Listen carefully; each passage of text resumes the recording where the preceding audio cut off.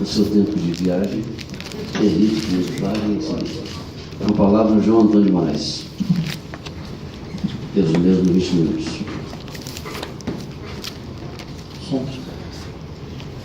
Presidente Lelo Coimbra, nós, pela Federação Única dos Petroleiros, queremos agradecer o convite, agradecer a disposição dessa comissão de ouvir a visão do mundo do trabalho, quer seja na produção, pelas empresas, representadas aqui pelo Sinaval, quer seja pela representação dos trabalhadores. Também quero destacar aqui que nesse debate nós estamos presentes, acompanhando todos os trabalhos dessa comissão, além da Federação Única dos Petroleiros, estão presentes aqui a Associação dos Engenheiros da Petrobras, aqui representada pelo companheiro Arthur, também a Federação Nacional dos Petroleiros e o CNPRJ, pela presença do companheiro Luiz Ivan. Isso é, os trabalhadores da indústria do petróleo no Brasil estão de uma maneira muito unitária nesse debate, presidente. Acho que é muito importante que a gente tenha ideia dessa questão, uma vez que esses trabalhadores sempre se somaram ao debate nessa questão na sociedade brasileira, em todas as vezes que esse temário foi debatido, né? Eu sou o Moraes, sou um técnico de operação da Petrobras há mais de 30 anos, sou atual diretor de Relações Internacionais e Movimentos Sociais da Federação Única dos Petroleiros. E como eu dizia, todas as vezes que o Brasil debateu esse tema, os trabalhadores se apresentaram para o debate. A exceção foi na campanha do Petróleo é Nosso, que ainda não tínhamos petroleiros no Brasil.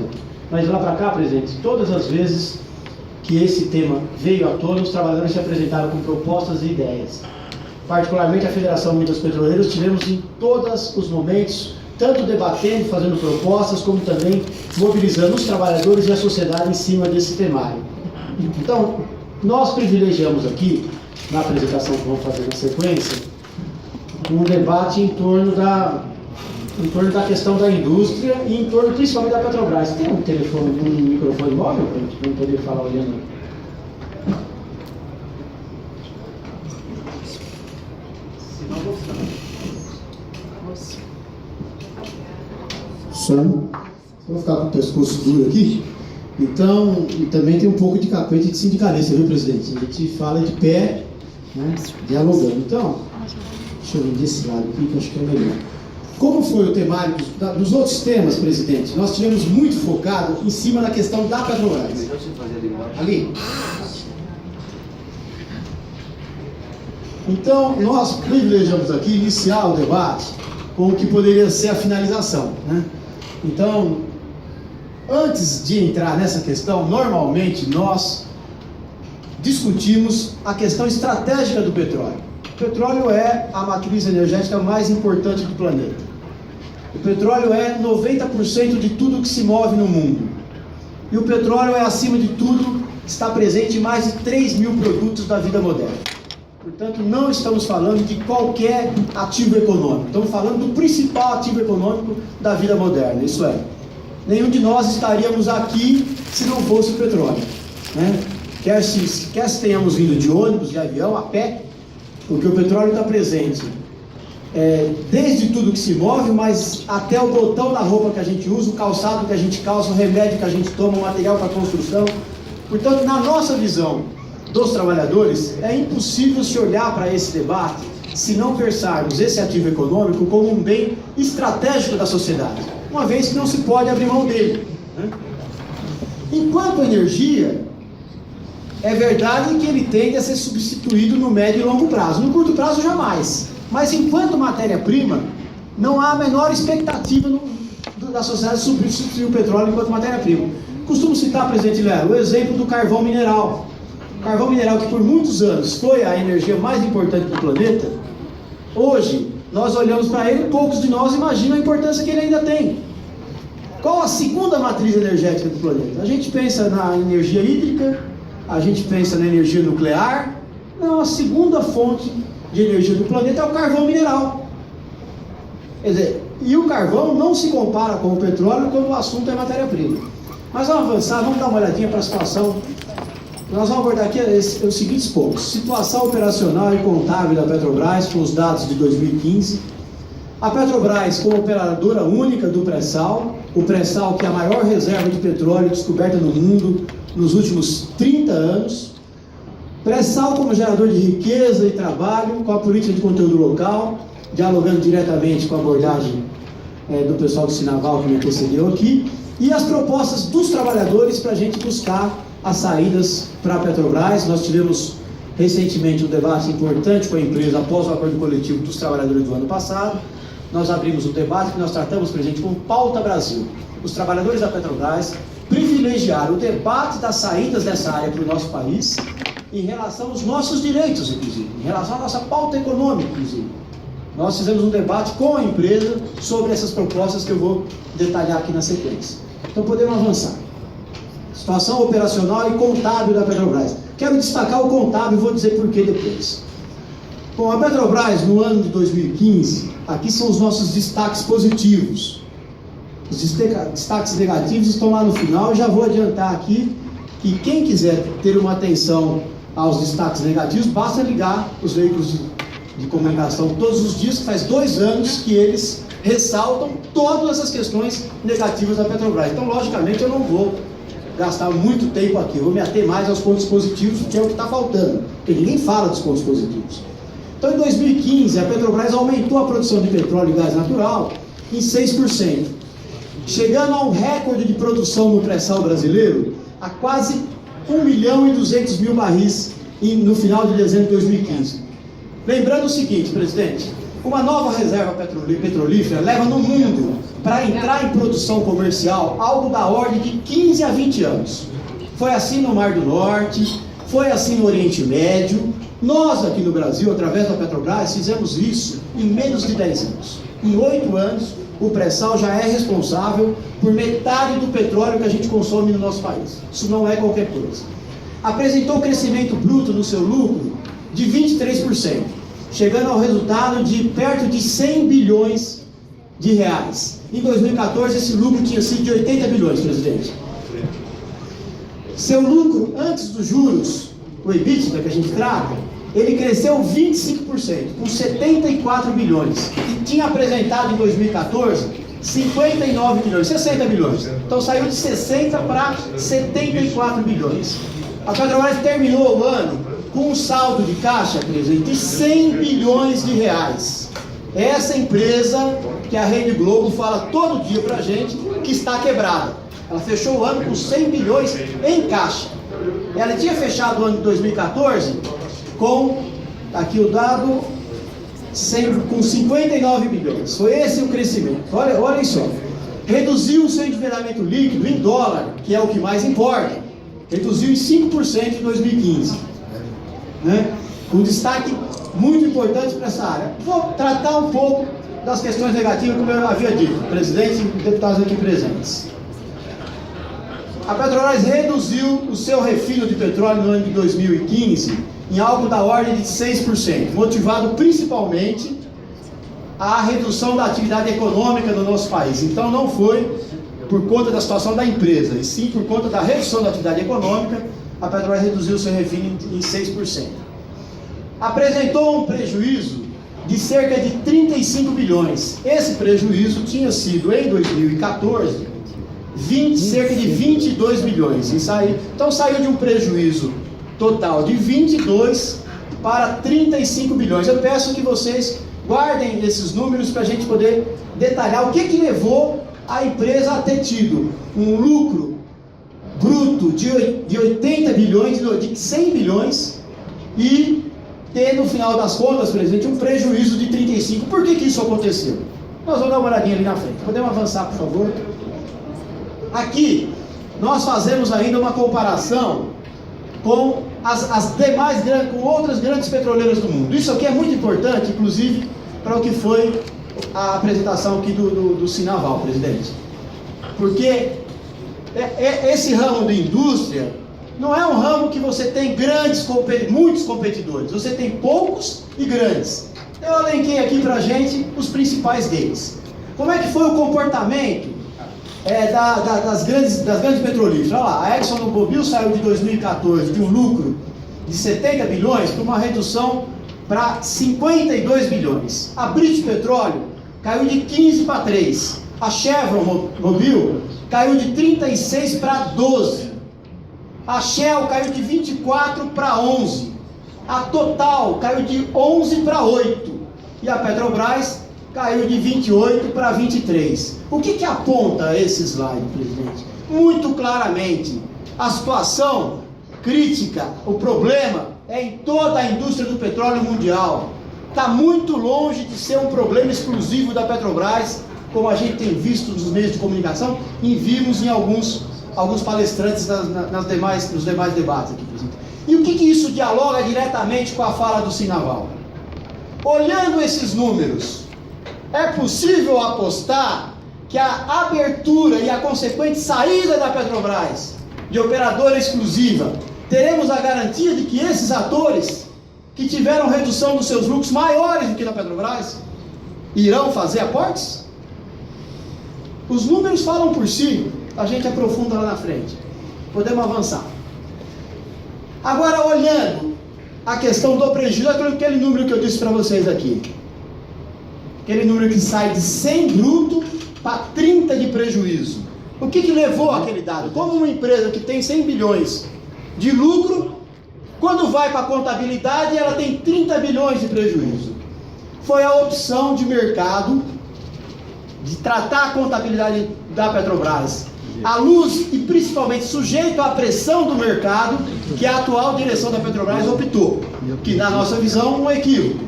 Aqui a gente aponta um pouco isso. Olhem aqui qual foi o chamado impairment. Impairment, presidente, é a baixa dos ativos que a empresa promove em função da queda do barril do petróleo e, no nosso caso, também influenciado pela questão cambial, que interferiu pesadamente nas contas da Petrobras. Então, olhem aqui, como foi a baixa dos ativos dos grandes atores do mundo, das demais petrolíferas. Enquanto a British Petroleum fez uma baixa em 2014 de 8 bi e em 2015 de 2 bi, a Chevron de 1,1, a Shell de 6 para 9, a Total de 7 para 5, olhem a baixa contábil da Petrobras nos seus ativos. A Petrobras derrubou 19 em 2014 e, não satisfeita com isso, ela ainda derrubou quase 15 bilhões em 2015. Está aqui, presidente. Agora, isso aqui não é resultado operacional, não é caixa da empresa. Isso foi uma opção conservadora adotada contabilmente pela Petrobras.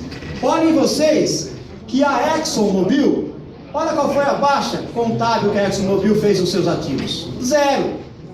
Isso se reflete diretamente no resultado da companhia. Podemos avançar.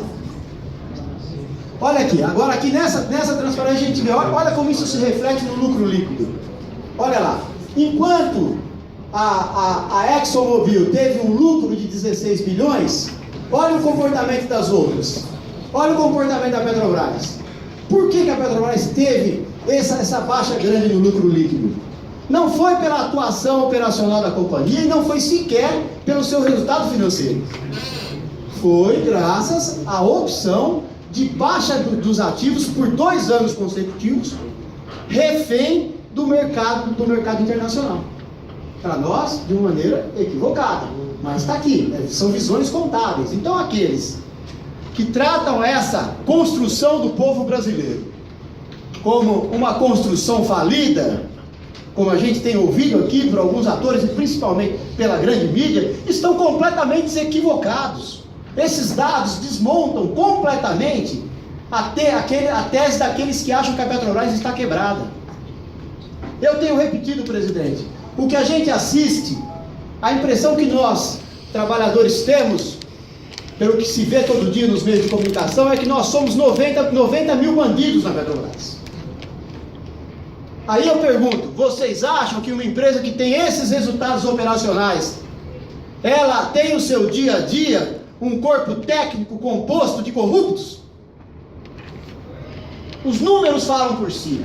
A nossa capacidade de produzir no pré-sal brasileiro, essa coisa maravilhosa que eu mencionei, em menos de 8 anos, recebemos pela 3ª vez consecutiva o Prêmio Nobel da Indústria do Petróleo, graças à nossa capacidade tecnológica, à nossa capacidade de trabalho, e no entanto somos achincalhados a serviço de interesses externos.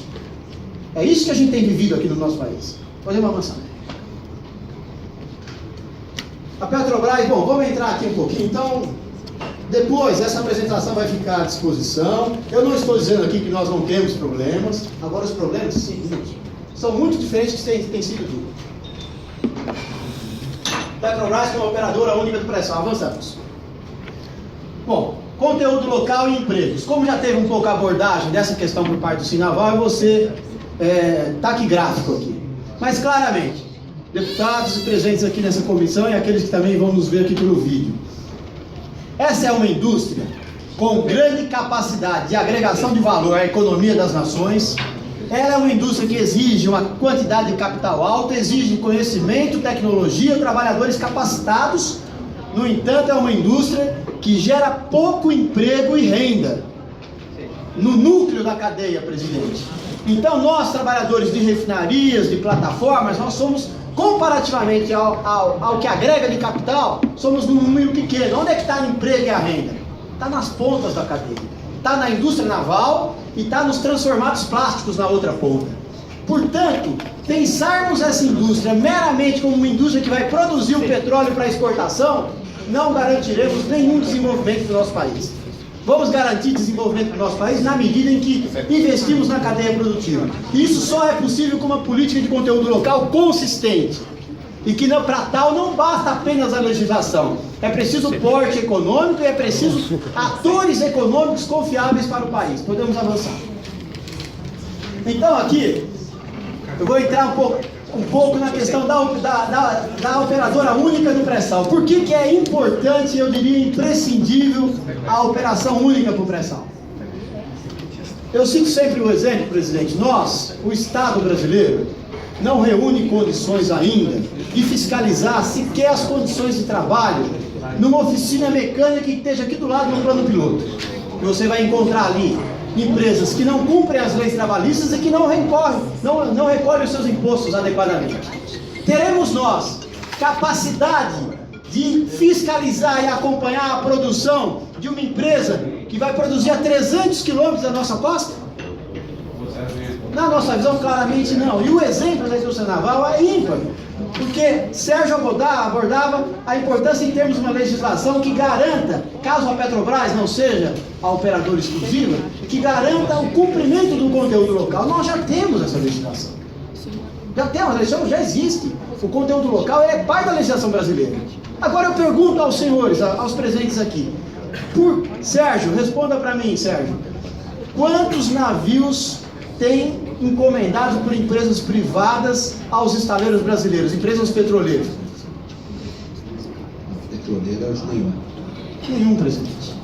As petrolíferas optam, aliás, não só as petrolíferas, porque a petrolífera a gente conhece. Elas preferem pagar a multa e investir na geração de emprego nos seus países, do que não pagar a multa, mas gerar emprego no nosso país. Então, na prática, o conteúdo local não funciona com essas empresas.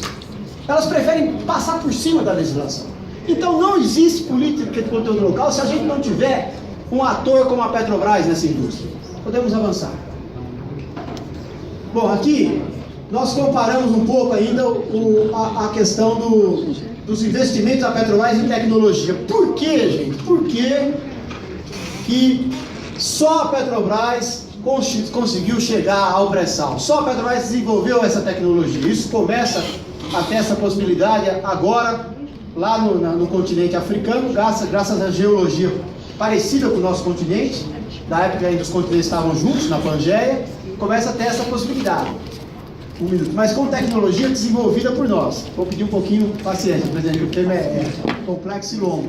Né? A Petrobras é a petroleira do mundo que mais investe em tecnologia. Aqui são os dados que eu apresento dos investimentos da empresa em tecnologia e desenvolvimento. Por isso que ela recebeu esse prêmio, o Prêmio Nobel da Indústria do Petróleo. Graças aos nossos investimentos em tecnologia que propiciou a gente desenvolver e chegar ao pré-sal. Podemos avançar. Baixos custos. Também esse conhecimento nos propiciou ter uma condição de operar a custos bem menores que as demais empresas. No pré-sal, o nosso custo de extração hoje se situa na ordem de 7 a 8 dólares o barril. As empresas estrangeiras já anunciaram publicamente que não produzirão no pré-sal brasileiro por menos de 15 dólares o barril. O que significa isso? Pela característica da indústria do petróleo, qualquer que seja o modelo, seja o modelo de partilha, seja o modelo de concessão, seja o modelo de serviço, por joint ventures. Como é que funciona? A empresa investe e o que ela gastar para tirar o petróleo vai ser ressarcido a ela. E depois incide as taxas do que for gerado. O que significa isso? Se nós abrirmos e admitirmos aqui a operação por parte dessas operadoras que já anunciaram que vão produzir a um custo maior, significa que essa diferença, presidente, de 8 para 15 dólares no barril, vai sair do bolso da nossa gente. Vai sair do povo brasileiro pagar esses custos maiores dessa empresa. E logicamente a tendência com o passar dos anos é nivelar por cima. Então o que nós temos hoje, um custo baixo de extração, ele vai tender a subir. E vai sair da onde esse dinheiro? Vai sair da educação, vai sair da saúde. É esse o custo que teremos se nós optarmos pelo tortuoso caminho de modificarmos o modelo de partido. Agora eu quero pegar um exemplo aqui. Dizem o seguinte, né? O discurso convence, só a prática arrasta. Então vamos aqui dar uma olhada nos números do que já foi licitado pelo modelo de partido, presidente. O Campo de Libra. O Campo de Libra são 12 bilhões de barris. Esse colosso, a gente levou 60 anos para chegar a 11, 14. Só Libra é 12. O Campo de Libra, se nós não tivéssemos a Petrobras como operador exclusivo, o Estado brasileiro deixaria de receber 279 bilhões para as áreas de saúde e educação. 279 bilhões. Né? Se, por um outro lado, se nós tivéssemos ainda o modelo que tínhamos anterior, o modelo de monopólio, ou o modelo de serviço, como tem algumas nações produtoras, presidente, seria agregado ao Estado brasileiro 145 bilhões de reais. Esse é o nosso prejuízo com a mudança que está em debate nessa casa. Podemos avançar. Isso só no campo de Libra. Se extrapolarmos isso para todo o pré-sal, os números são ainda muito maiores. Podemos avançar? Converge para... Tá, agora eu pego mais ainda um pouco de conteúdo local, a gente pode aprofundar depois, o Sinaval já deu a sua contribuição importante. Eu só quero ainda, sobre essa questão do conteúdo local e da cadeia produtiva, eu dizia aqui para o Sérgio, nós consideramos, pegamos o exemplo da indústria naval, porque ele é contundente e é direto. Tínhamos 2.000 trabalhadores em 2002, chegamos a 80 mil em 2013. Mas isso se aplica a outras indústrias. Da onde eu venho, presidente? Eu sou do ABC Paulista, em São Paulo. Lá nós temos cerca de 1.500 trabalhadores na indústria do petróleo. Na outra ponta da cadeia, nos transformados plásticos, nós somos 20 mil trabalhadores. Então desenvolver a cadeia tem esse custo econômico e social. Avançamos. Questão da operadora única.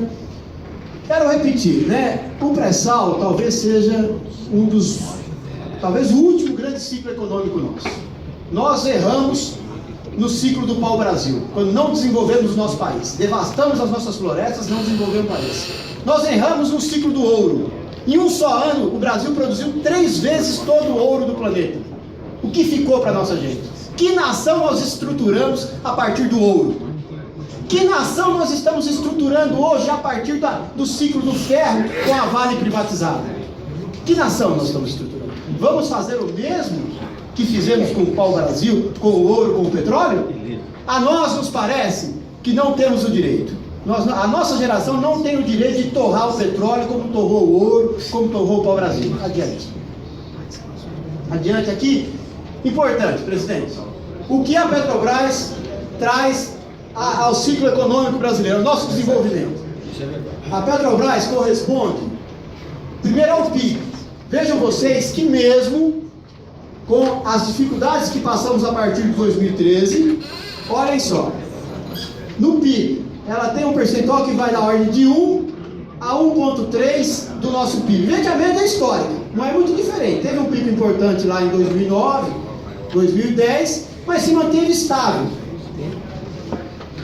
Depois, agora, nos investimentos, o que corresponde à Petrobras nos investimentos no nosso país? Olhem isso. Algo da ordem. Teve um pico também em 2009 em 11%, mas ainda hoje está lá em 7%. O que aponta essa lâmina? Deputados, participantes da comissão. Aponta o quê? A Petrobras é um ente econômico fundamental na economia brasileira. Não é isso? Que vocês quebraram. Pois é. O deputado chegou depois, eu fiz uma apresentação. Não, eu já sei. Por favor, Eu já sei. Vou concluir, Eu vamos sei. para a discussão, a gente pode aprofundar isso sem problema. É, isso mesmo. Mas olha, o que aponta isso aqui? Que nós não resgataremos a economia brasileira sem uma participação ativa da Petrobras. É isso que aponta o Brasil. Sem a Petrobras no jogo econômico, é difícil decolar a nossa economia. Podemos avançar rapidamente? Verdade. Aqui um pouco os investimentos, eu quero ir nas propostas. Avançamos. Aqui ainda um pouco. Aqui política de conteúdo local, como era nos anos 50, nos anos 80, quando é agora. Vai ficar à disposição dos senhores deputados. Avançamos. Importante. Potenciais ganhos. O que significa a operação exclusiva para a Petrobras, aliás, política de conteúdo local, para a Petrobras e para o Brasil? Até vou fornecer aqui até alguns dados que talvez dificultem as negociações com o pessoal do Sinaval depois, presidente. eu preciso que você faça uma convergência de tempo. Porque pelo que eu estou vendo, você vai levar uns 15 minutos a mais. Não, estou concluindo já. Se o senhor me der mais uns 2 minutinhos, eu concluo. Bom, para o país, o que significa o conteúdo local? Gera emprego, renda, diversificação da economia do país, crescimento sustentável da economia brasileira no médio e longo prazo, né? Ambiente seguro para a atração de novos investidores nas áreas dos insumos, né? Significa desenvolvimento da capacidade produtiva local, aumento da arrecadação. Agora, alguns pensam, bom, mas é bom para o país, é bom para a indústria naval, Sérgio, e prejudica a Petrobras? Não, não é verdade. É lógico que às vezes tem que pagar um pouco mais caro para comprar aqui, presidente. Mas o que significa para a Petrobras a política de conteúdo local? Disponibilidade de assistência técnica local. Imagine o senhor, a gente comprar um navio em Singapura, precisa fazer uma manutenção desse navio. Trazer um técnico de Singapura para vir fazer o serviço aqui. Fica 15 dias parado no navio, por exemplo. Né? Isso se aplica em outras áreas, né? Bombas e tudo mais. Maior garantia de funcionamento e acompanhamento. Redução dos riscos ligados à política externa. A política externa é sempre complicada. Países que não têm estabilidade política, você tem dificuldade. Aumento da capacidade da inovação dos fornecedores. Por exemplo, você compra um compressor aqui no Brasil, é uma situação, assistência técnica para esse compressor. Agora você compra um compressor sueco. Você vai esperar chegar um engenheiro na Suécia para consertar o compressor, fica a refinaria parada. Quando o país perde com uma refinaria parada? E a Petrobras perde, consequentemente. E também propicia a redução dos estoques. A empresa pode trabalhar com estoques menores até uma participação de conteúdo local. Podemos avançar rápido. Então aqui um pouco a indústria naval, o Sérgio já abordou. O que nós éramos em 2002? Tinha só 2 estaleiros produzindo praticamente barco de pesca lá, né, Sérgio? E o que a gente virou depois? Podemos avançar? Aí chegamos a esse colosso que foi em 2014, 80 mil trabalhadores, 14 estaleiros. E por sua vez agora como é que nós estamos? Podemos avançar? Pode avançar? Aqui, também isso aqui o Sérgio já mostrou, o emprego, por exemplo, aqui na transparência vai ter uma distorção quando eu passei para a plataforma Windows. 2005, 14 mil, a gente chegou no auge em 2014 com 80 mil, agora 57 mil. Então, aquela projeção que ele fez. Pode avançar? Propostas nossas, saída. O que nós propomos? Conclusão geral do grupo que a gente discutiu com a Petrobras. As saídas dessa indústria, ela não pode ficar a cargo somente da Petrobras. A Petrobras é importante demais para ser um assunto dos petroleiros. A Petrobras é um assunto do Estado brasileiro. O Estado brasileiro tem que participar ativamente desse debate e propor saída. E a gente apresenta na sequência saídas da Petrobras e saída do Estado, né? Mas eu queria lembrar aqui que em 2008, os Estados Unidos, o governo dos Estados Unidos, socorreu a General Motors, até uma correção com o companheiro Estrela, falou em 13 bilhões, na verdade foram 50 bilhões de dólares que o governo americano colocou para salvar a General Motors. E quero dizer para vocês, a importância da General Motors na economia americana é importante, mas não se compara com a importância da Petrobras no nosso país. A Petrobras tem um peso muito maior na economia brasileira do que tem a GM. No entanto, os Estados Unidos fez isso com a GM. Costumo dizer o seguinte: nós precisamos olhar mais o que eles fazem e menos o que eles nos mandam fazer. Geralmente a gente faz o que eles mandam a gente fazer, né? E o hábito deles é o seguinte: cresceu, aí chuta a escada para ninguém crescer mais, né? Podemos avançar. Então tá aqui as medidas. O que nós propomos? Primeiro, a Petrobras não deve se desfazer de ativos. É importante a empresa integrada. Quando o petróleo está com seu custo alto, você ganha na produção do cru. Quando o petróleo cai como cai agora, você ganha na ponta da cadeia, na petroquímica, no refino. Se vender refinaria, perde dinheiro na baixa. Se vender campo de petróleo, perde dinheiro na alta. Portanto, tem que ser integrado, não tem que vender ativos. Propomos o alongamento das dívidas. Isso é, não pode ter um endividamento no curto prazo, tem que ser no longo prazo. Depois eu quero dizer onde o Estado participa aqui, presidente. Utilizar os produtos como financiador, para não ficar refém das altas taxas de juros e não ficar refém da questão cambial. Então tem que utilizar o próprio petróleo para garantir as dívidas. Manutenção dos preços derivados do petróleo. Tem que ter uma política de longo prazo e não aquela política sanfona, que sobe e desce de acordo com o sabor do mercado. Medidas a serem adotadas pelo governo. Rever o contrato da cessão onerosa, rediscutir inclusive o bônus de assinatura. Eu posso detalhar nas perguntas depois. Sessão onerosa foi um trato do governo com a Petrobras, numa área que foi discutido para capitalizar a Petrobras. A Petrobras pagou por aquela área com um preço em alta, e o contrato prevê que isso seja revisto agora em 2015, 2016. Então o petróleo caiu muito, tem que se rever isso aí, vai significar um ponto isso aí importante. Securitizar a dívida que tem a Eletrobras para com a Petrobras. O que significa isso aqui? A Eletrobras tem uma dívida de 15 bilhões, é importante que o Estado brasileiro dê as garantias. Não estamos exigindo que a Eletrobras pague, não, porque o setor elétrico é importante para o país. Mas, no entanto, o Estado tem que assumir isso para que a Petrobras possa colocar no seu balanço, e isso vai aliviar a questão contábil da empresa. Aportes do governo federal, tal qual discutir saídas semelhantes como fez o governo americano com a General Motors. Utilização das nossas reservas internacionais, uma parte delas, para poder, através do Fundo Soberano, também ajudar a liquidar parte das dívidas.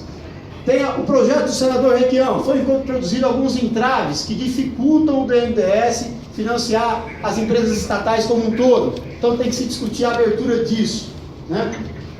João, colégio, no final você já levou 10 minutos. 12 minutos. Desculpa, presidente, o tema é quente, né? Depois, na forma do instrumento híbrido de capital, como foi feito também com a Caixa Econômica Federal e com o Banco do Brasil. Em suma, o que nós estamos demonstrando, a gente não tem tempo para detalhar tudo, mas o que nós estamos mostrando aqui? A Petrobras não está quebrada, ela tem uma dificuldade como tem todas as petroleiras, e ela tem saídas, é possível saídas importantes. Então isso tudo que tem norteado os debates nossos aqui, não tem sustentação, não é verdade, porque as outras também estão em dificuldade e a Petrobras não está quebrada, como estão dizendo. Podemos avançar. Bom, me disse que a Petrobras já vem adotando, aqui eu queria detalhar, a Petrobras já vem buscando alongar a dívida. A dívida era uma dívida de curto prazo, agora, por exemplo, já está resolvido o caixa de 2016 e praticamente resolvido o caixa de 2017. Mas nós entendemos, nós trabalhadores, que nesse ponto, a importância dessa indústria para o Brasil não tem que ser uma negociação da Petrobras, tem que ser uma negociação do Estado brasileiro, com o Estado chinês, por exemplo, com o Estado indiano, que são grandes países que precisam de energia. Então tem que envolver o Estado brasileiro, porque logicamente a Petrobras tem os seus limites do ponto de vista de negociação, que poderia ser superado se tiver uma discussão de Estado para Estado, né? A gente propõe novas fontes de investimentos, a gente aponta várias saídas, uma é buscar o Banco dos BRICS, né? Saídas lá, porque as imposições do Fundo Monetário Internacional, dos grandes mecanismos de financiamento internacional são muito grandes, dificultam depois, né? Geração de caixa, a gente também apresenta vários mecanismos que podem, por saída, agora aqui um parênteses. Importante que se diga, temos que discutir, presidente, a matriz energética como um todo. Nós não podemos tratar a gasolina como tratamos o gás de cozinha, como tratamos o óleo diesel. Porque é importantíssimo para as famílias brasileiras. Então a gente não pode ter um repasse imediato de preços no gás de cozinha que vai afetar a dona de casa e ela tem que, por exemplo, cozinhar no fogão de lenha. Por um outro lado, não podemos tratar o óleo diesel da mesma forma também como trata a gasolina, porque o óleo diesel é fundamental para o funcionamento do país. Graças a um país que tem o seu meio de transporte baseado no transporte rodoviário. Então tem que discutir como um todo com esses cuidados, mas tem que sim discutir a importância dos preços no caixa da empresa. Podemos avançar? Quero aqui agradecer, corri um pouco, estou até um pouco esbaforido aqui, mas é difícil em 10 minutos tratar de um tema tão complexo. Obrigado a todos pela atenção.